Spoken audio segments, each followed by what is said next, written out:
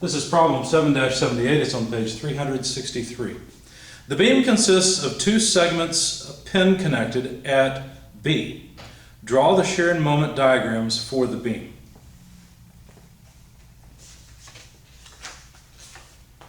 Okay.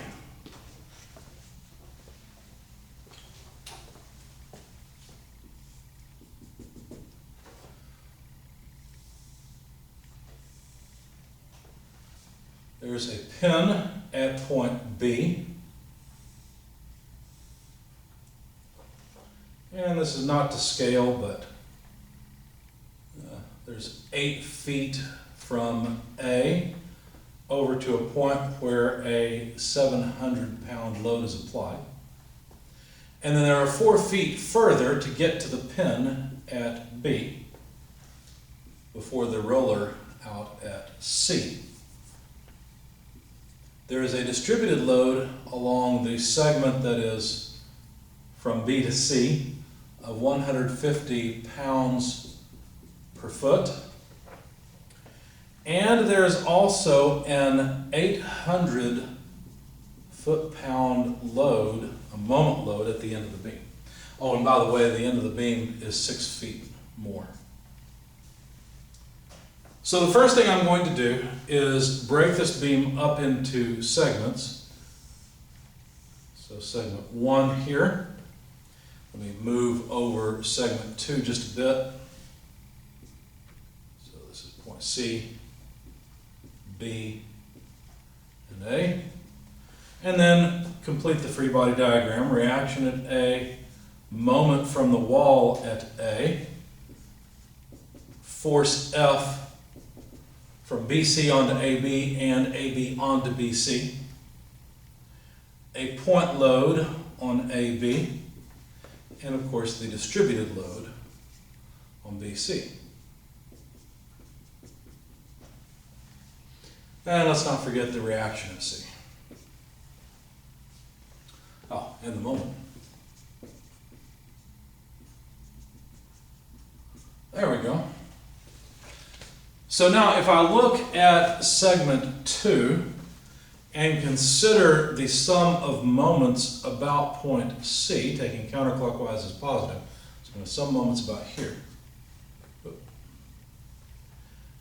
I should get, well, let's see, negative 800 foot-pounds. Right there. Because we're summing moments about C. But now this 150 pound per foot load, distributed load, will cause a positive moment. So 150 pounds per foot times 6 feet worth of distributed load gives me the resultant, and then the moment arm would be 3 feet because it's 6 feet divided by 2. Right? So this bit is the resultant of the distributed load, and then this bit is the moment arm of that distributed load. Okay. And let's not forget, we also have F causing a negative moment, so minus F times 6 foot. Now the only unknown in this equation is F, and so when you do the math, or the algebra, you find that F is 316.6 repeating pounds force. If you sum forces in the y direction then, that will yield the reaction at C. So what do we have? FRC minus 150 pounds per foot times 6 feet. Probably should have just calculated the reaction, or I'm sorry, the resultant from the very beginning. And that way I can get the reaction, RC. Again, I won't show you all the algebra, I'll just write down the result. 583.3 repeating pounds. So we've got the reaction at C, we've got the force in the pin. And now we can turn our attention to body 1. So for body 1, if I sum moments about point A, counterclockwise positive, that's pretty simple, right? All I've got is the moment at A, which is from the wall onto the beam, contributing to the sum of the moments about A. I've got the moment of the 700-pound force, which is going to be a negative moment. It is applied at 8 feet. And I've also got a negative moment from F applied out at a total of 12-foot distance. So this sum had better come out to 0. So we know what F is equal to, and now we can calculate the moment reaction at the wall, MA. That comes out to 9,400 foot-pounds. Then, if we sum forces in the y direction, we've got RA plus F minus 700 equals 0. And so the reaction at A, now let's see, all we got to do is take F, which we already have, 316.6 repeating, take away 700 and then flip the sign. When you do that, well, let's see. I need to be careful here. I've summed forces in the y direction, and I've got the wrong sign here. I think I was looking at this diagram. I should be looking at this because that's what I'm dealing with. So RA is up, F is down, thus the negative sign. That's better. So now if we sum F and 700, we find that the reaction at A is 1,016.6 repeating pounds. All right. Now we can make shear and moment diagrams along the length of the beam. Yeah, we're in English units. So we have to begin at what? Well, we begin at the left-hand side of the beam, the reaction at point A. Well, if we took a free body diagram, right, of a little segment, the shear would be equal to RA, so it would be 1,016.6 pounds. And that will continue constantly until we get over to the 700-pound point load. It's over at 8 feet. So there's 8, there's 12, and we need 6 more for a total of 18.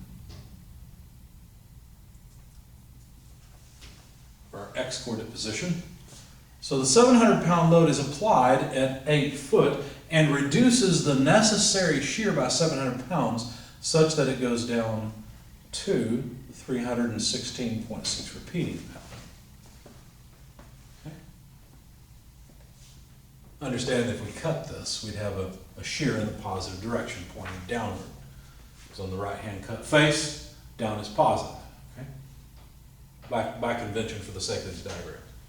Once we get here, well, then the amount of shear necessary reduces. Once we're cutting it past the 700-pound load, the amount of shear reduces to 316.6, but then it remains constant until we get to B. Once we get to B, there is a distributed load that begins to reduce the necessary shear at a rate of 150 pounds per foot. So the slope of this line is 150 pounds per foot. If you do the math and say what happens at 18 feet with a slope of 150 pounds per foot, what you'll find is that you're down at 583.3 repeating pounds. So one way to look at this is we're at 316.6 once we get here to B. And for every foot, just subtract 150 pounds. Or in other words, take 6 times 150, which would be what? 6 times 150 would be 600 plus 300, so 900. So subtract 900 from 316.6 and you get negative 583.3. And that's where you end up at 18 foot.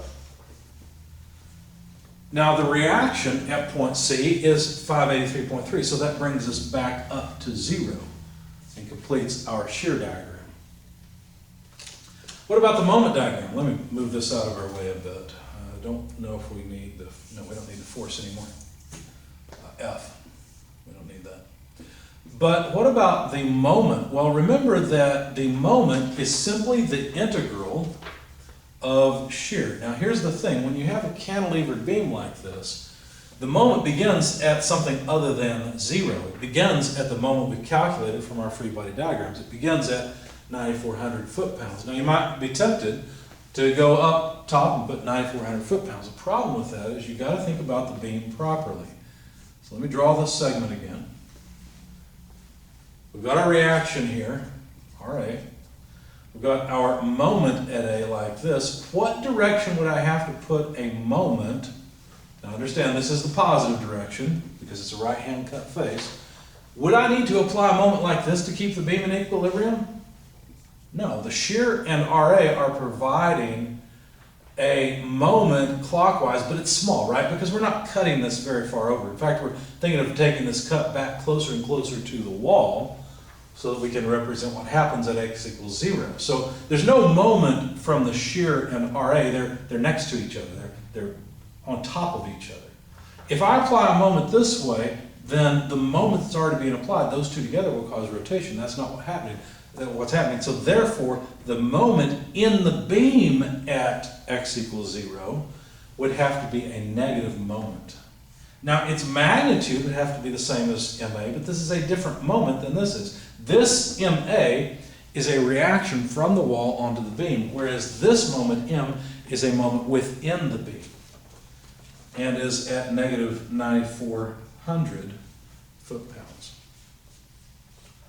Now, as you move along, you'll notice that the area just adds up linearly. So if we want to know where we end up in terms of moment, we just need this area. So this area is 8 times 1,016.6 repeating.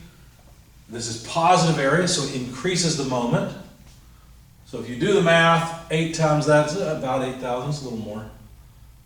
And add that to 9,400, then what you find is that at x equal to 8 foot, the magnitude of the moment is 1266.6 repeating. Okay? So you add this to negative 9,400, you end up here at negative 1266.6 repeating, and it's just a linear increase because, understand, the slope of this line is just 1016.6 repeating, right? That's what this shear diagram says. And so we end up at this point in terms of the moment within the beam at 8 feet.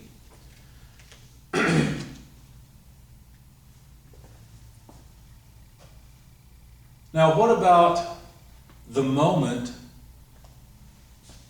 as we continue to add area? Well, the moment's going to increase. In fact, the moment will increase as we add area here as well. Unfortunately, I didn't write down as many numbers as I would have liked, so let me get a calculator and we'll do a little bit of math here.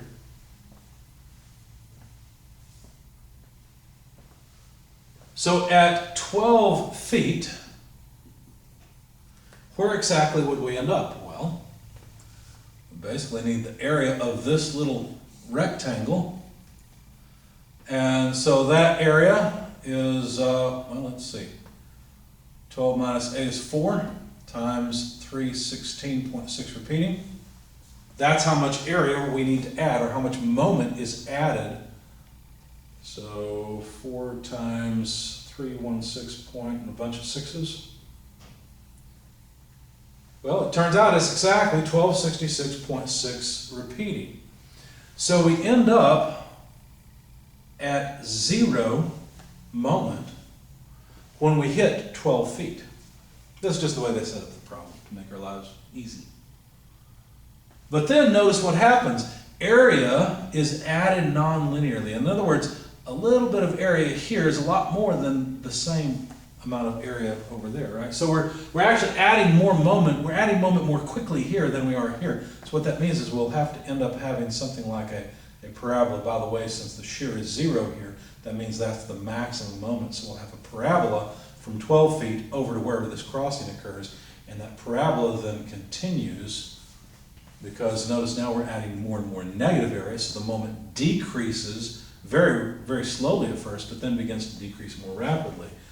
And so if we want to determine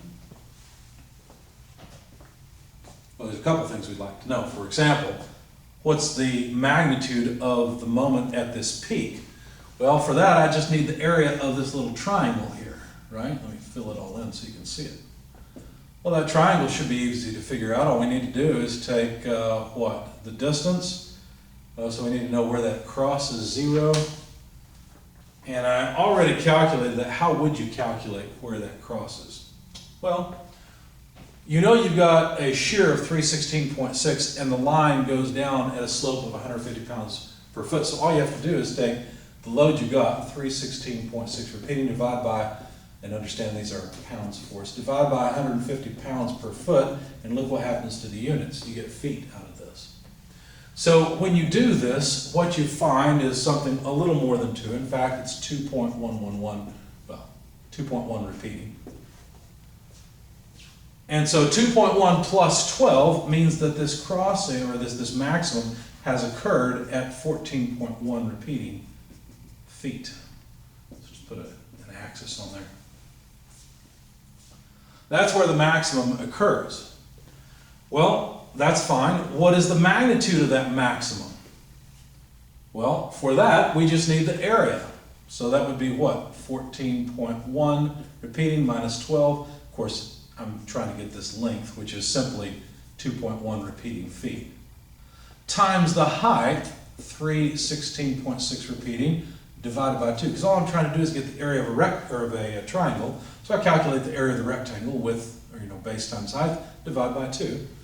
And that tells me how much more moment I have to add. Now, fortunately, we're going just above 0, right?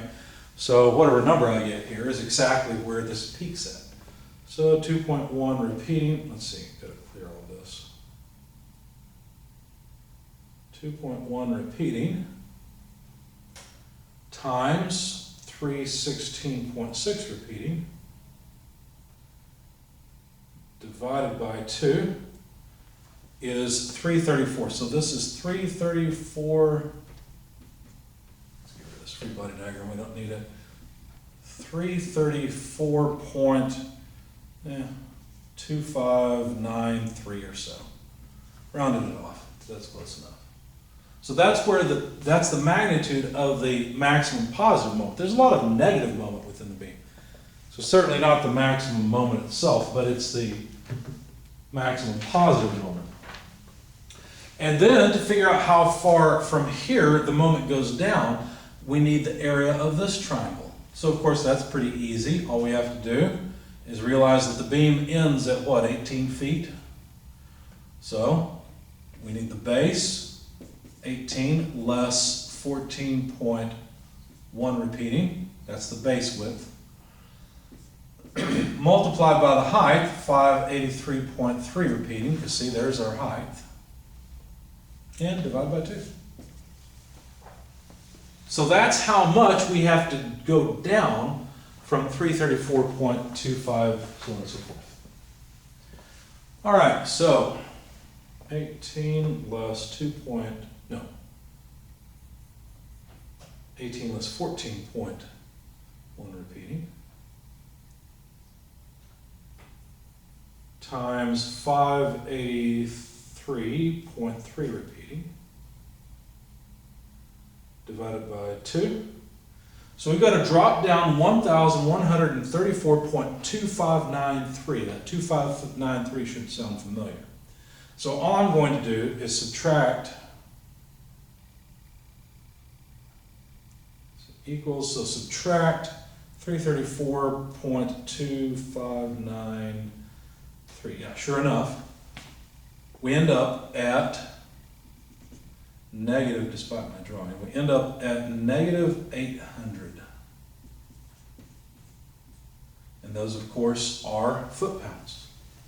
Well, that's not a surprise. We've got an external load of 800 foot-pounds that takes care of the rest of this, right? Because inside of the beam, just before we get to C, there is a moment like this that is negative, well, it's approaching negative 800 foot-pounds. And as we get closer and closer to C, the required moment goes even farther down, right? Larger in magnitude, until we reach C where the external load takes over. Okay? So there are the shear and moment diagrams. And the key to these things is of course that the moment is the integral of shear, and the shear is the slope of the moment graph. So students often get confused because I ask them questions like, for example, well, at this point, this 14.1 repeating feet, is this smooth through here? In other words, is that slope the same? Well, it has to be, because think about it. To the right and to the left of this point on this graph are the slope, but it's the same number to the right and the left. I mean, infinitesimally, of course. And so, yes, the slope through here is smooth. What about at this point? Because I drew a line. If you put this in SolidWorks, would it come off tangent? Right? Would this point be a tangency point? Well, go right here, and guess what? To the left and to the right, the slope of this graph, which is this graph, is the same number. And so, yes, that is tangent. However, what about this point? Notice how I broke the line there. Is that correct? Sure, because at this point, to the right and to the left, the shear, or in other words, the slope, is a very different thing. It's a larger slope on this side and a much more shallow slope on this side. You see? So that gives us the shear and moment diagram. Looks like the maximum moment's 9,400 foot-pounds. Maximum shear is 1,016. So I'd be worried about breakage occurring at A. The rest of the beam should be fine.